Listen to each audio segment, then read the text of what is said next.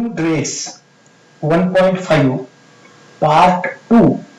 I am reading on page number 45, fourth paragraph.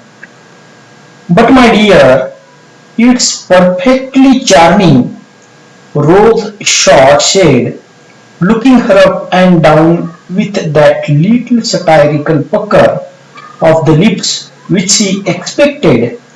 Rose herself being dressed in the height of the fashion, preciously like everybody else, always. We are all like flies trying to crawl over the edge of the saucer, Mabel thought, and repeated the phrase as if she were crossing herself, as if she were trying to find some spell to annul this pain, to make this agony endurable. Texts of Shakespeare, lines from books she had read ages ago, suddenly came to her when she was in agony, and she repeated them over and over again. Flies trying to crawl. She repeated, if she could say that over often enough and make herself see the flies, she would become numb, chill, frozen, dumb.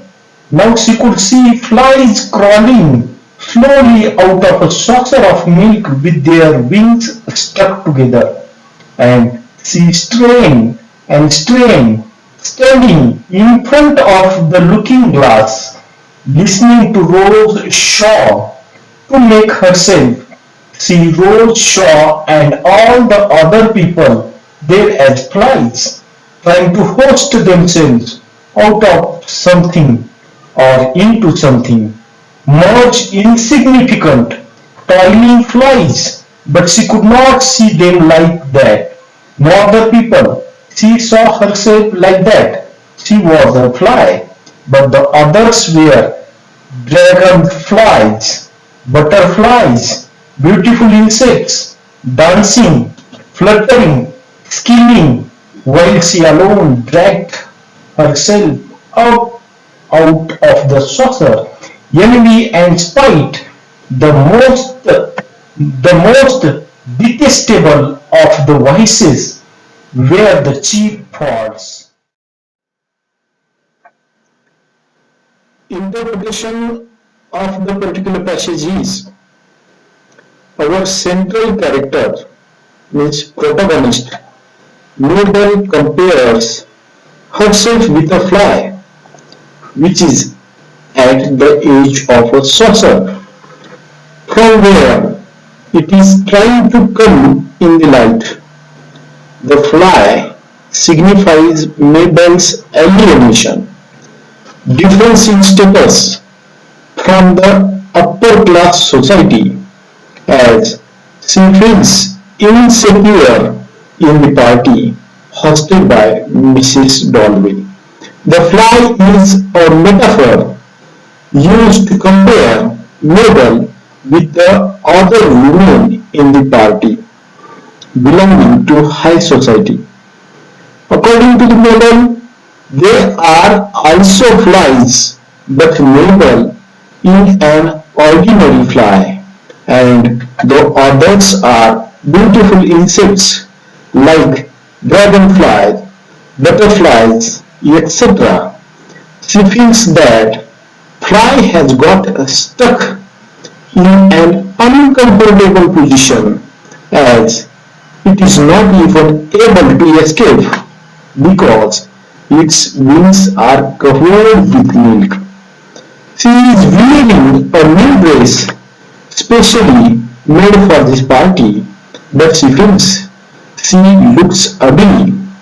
All her interpretations and insecurities are based on her imagination about other people and not her own assessment about herself. Mabel first begins by imagining all people as flies to crawl over the edge of saucer. Subsequently, She feels the metaphor only works for her. She was a fly, but the others were dragonflies, butterflies, insects, dancing, fluttering, scheming, while she alone dragged herself up out of the saucer. With this image in mind, Mabel concludes that she is not like other people, but she is left with no sense of what constitutes her identity.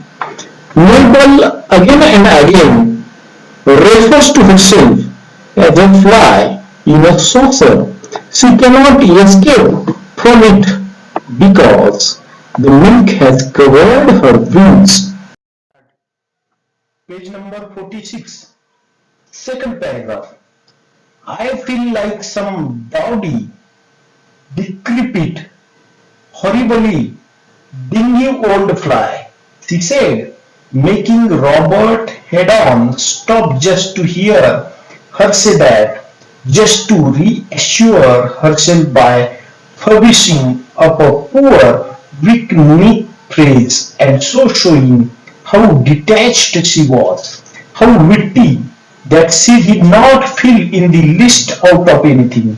And, of course, Robert Haydon answered something quite polite, quite insincere, which she saw through instantly and said to herself, directly he went again from some book, lies, lies, lies, for a party makes things either much more real or much less real. She thought she saw in a flash to the bottom of Robert Haydon's heart. She saw through everything. She saw the truth. This was true. This drawing room, this self, and the other fogs. Miss Millen's little workroom was really terribly hot, stuffy, sordid. It smelt of cloths and cabbage cooking, and yet when Miss Millen put the glass in her hand and she looked at herself with the dress on, finished an extraordinary bliss shot through her heart. Suffused with light, she sprang into existence, rid of cares and wrinkles. What she had dreamed of herself was there, a beautiful woman. Just for a second, she had not dared look longer. Miss Millen wanted to know about the length of the skirt. Dare looked at her, framed in the scorping mahogany, a grey-white, mysteriously smiling, charming girl, the core of herself, the soul of herself, and it was not vanity only, not only self-love that made her think it good, tender, and true. Miss Millen said that the skirt could not well be longer. If anything, the skirt, said Miss Millan, puckering her forehead, considering with all her wits about her, must be shorter, and she felt suddenly, honestly, full of love for Miss Milan, much, much fonder of Miss Milan than of any one in the whole world, and could have cried for pity that she should be crawling on the floor with her mouth full of pins, and her face red and her eyes bulging that one human being should be doing this for another.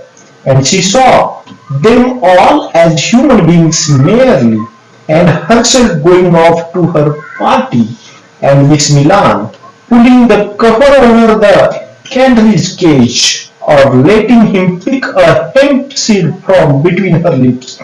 And the thought of it, of this side of human nature and its patience and its endurance and its being content with such miserable, scanty, sordid little pleasures filled her eyes with tears. Meaning of this paragraph is this relates back our character who is describing like some dowdy from who is describing herself like some dowdy descript horribly dimly old fly. She gives the reader vivid descriptions of what the character is feeling and at the reader Mrs. Maple's mental state while portraying the depth of its meaning. This is the point of connection between the character Mabel and Leoski.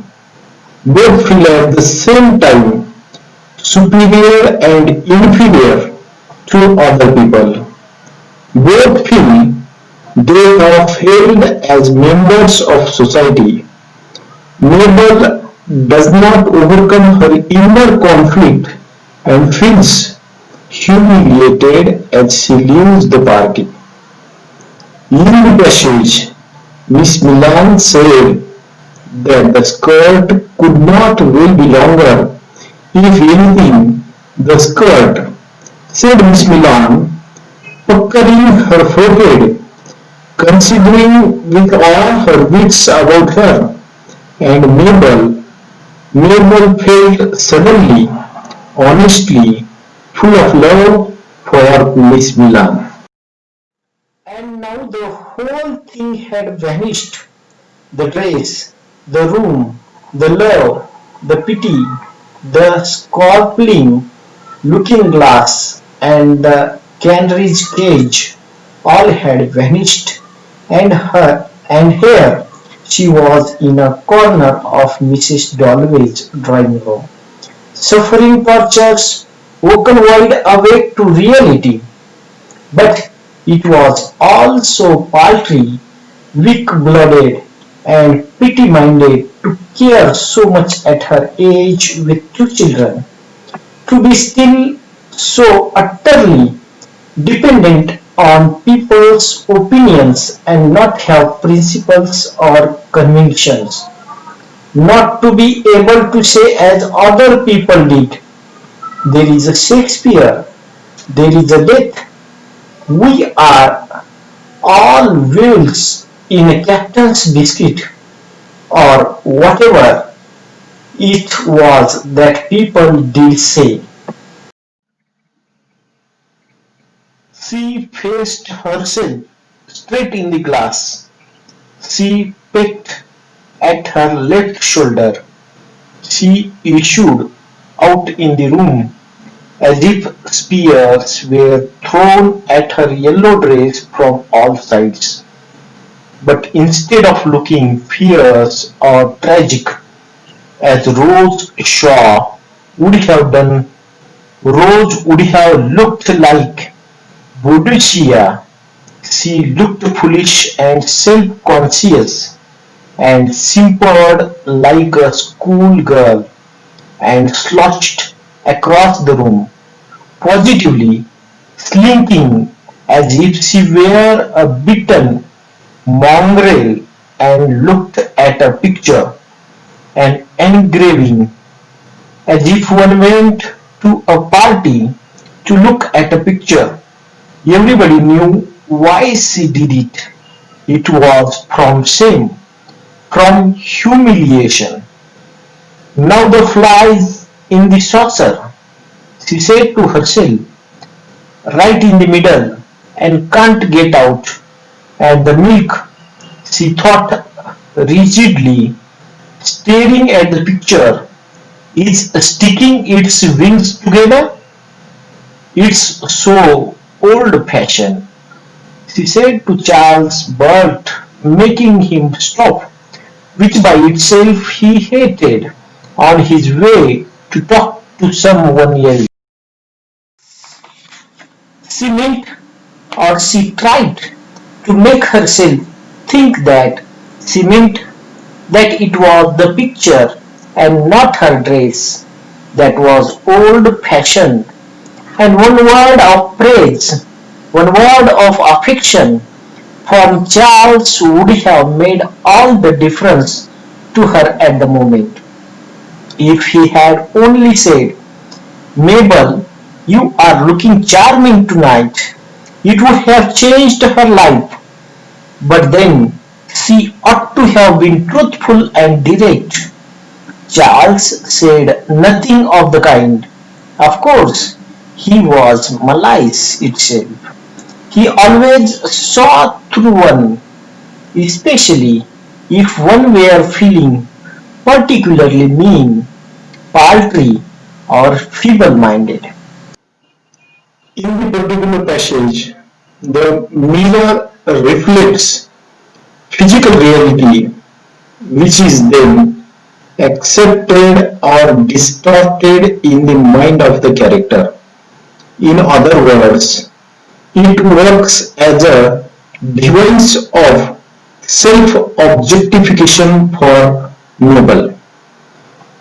Noble only watches herself in the mirror for a second, indicating that she cannot sustain the illusion of her own beauty. She is fundamentally insecure and can believe the contrary only in belief and fleeting moments. When she returns her attention to the present again, to the party, the whole thing had vanished. It had vanished long before. However, if indeed the belief in her beauty has ever been present, the reminder of Mabel's experiences at the party consists of more rejection of compliments. Mabel burst to herself by exclaiming, "It's so old-fashioned." Mabel tries to make herself think that she meant that it was the picture and not her dress, that it was old-fashioned. She is hoping that Charles will think that she is referring to her dress and stop to contradict her. She thinks that one word of praise, one word of affection from Charles would have made all the difference to her at the moment. It is clear, though, from the way in which Mabel has reacted to previous compliments, that this is not true.